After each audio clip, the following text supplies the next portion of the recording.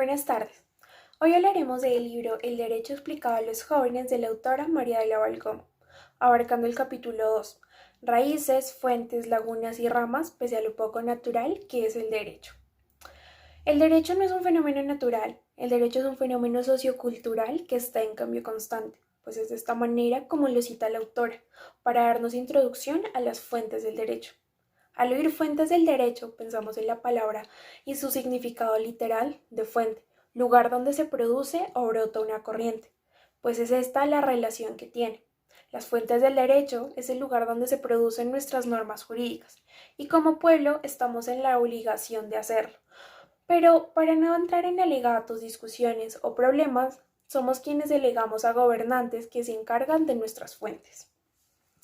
En el primer artículo del Código Civil se definen las fuentes del ordenamiento jurídico, las cuales son la ley, la costumbre y los principios generales del derecho, las cuales están ordenadas jerárquicamente.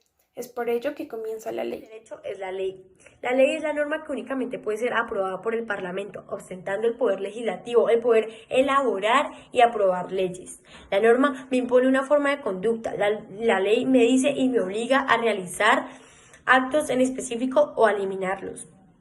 Leyes internas o intrínsecas. Se caracteriza por la generalidad, la obligatoriedad, la coactividad y la abstracción, que es conductas abstractas como no matar, no robar, pagar impuestos, etc. Y en esta el juez soluciona casos en concreto. ¿Cómo se hace una ley antes de llevarla al Congreso? El ministro o la persona que desee hacer una ley deberá consultar a quienes estén interesados en la misma.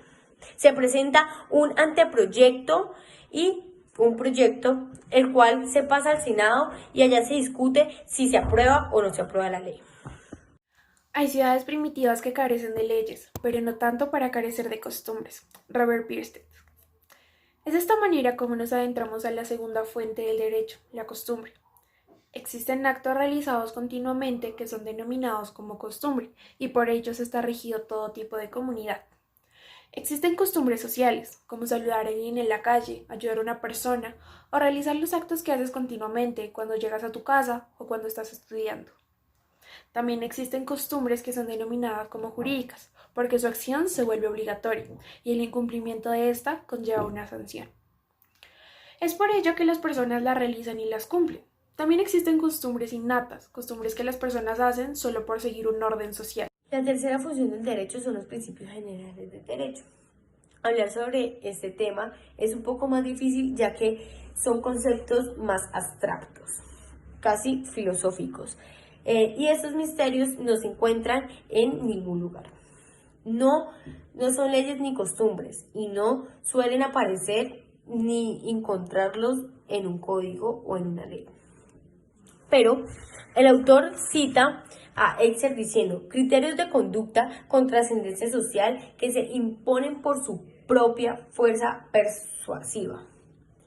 El autor menciona el Código Civil en el artículo 1.4. Los principios generales del derecho se aplicarán de efecto de ley o costumbre sin perjuicio de su carácter informativo del ordenamiento jurídico.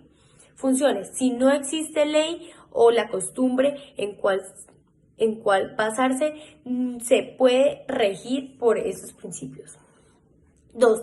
Tener carácter informativo del ordenamiento jurídico, es decir, las normas no podrán contradecirlos por tener varios universales que les den importancia.